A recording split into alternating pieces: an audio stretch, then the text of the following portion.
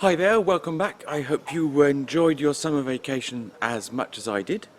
This is the first of the fall season of Q&A, and I'm going to get right stuck in with a selection of questions on language and grammar. So number one, is there a correct distinction between less and fewer? I expect I shall be answering this question 4 times a year for the rest of my life, core blimey. In short, no, there isn't. There's no correct or clear distinction. This is one of those questions where people are afraid, they are genuinely fearful of appearing uneducated.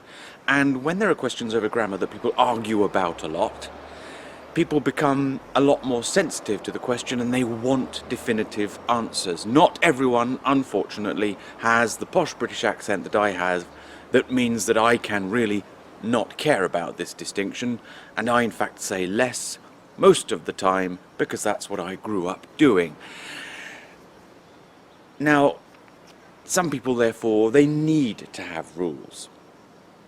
Until recently, fewer was used a lot more in the USA than in the UK, where less was used in most cases, and fewer had a specific meaning which was less than a few, except to some people who just prefer fewer.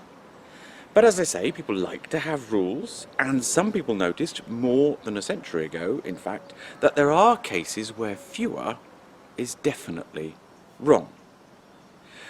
Such as with an uncountable noun. For example, you can't correctly say, my glass has fewer beer in it than yours.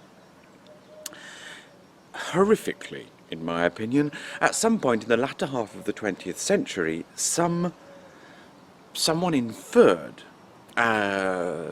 for inferred read mistakenly invented, a hard rule from this, which is that less is for uncountables and fewer is for countables, and therefore innovated the now entrenched belief that less is wrong for all countables.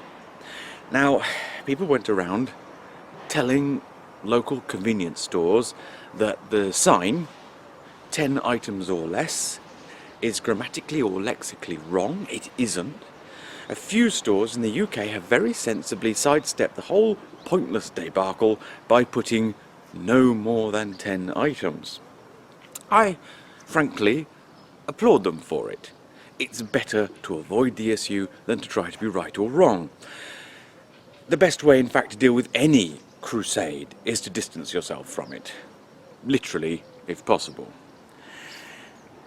Only one thing really continues to trouble me about this nonsense, and it's when people say that traditionally there was this strict rule about countables and uncountables, and imply through this that somehow people have become sloppier or more relaxed about it, when in fact the opposite is true.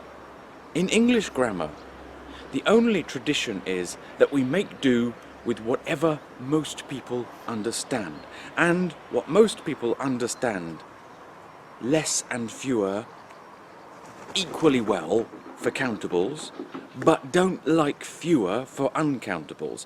And there's no good reason for that, and no one should ever be expected to give a reason for it either.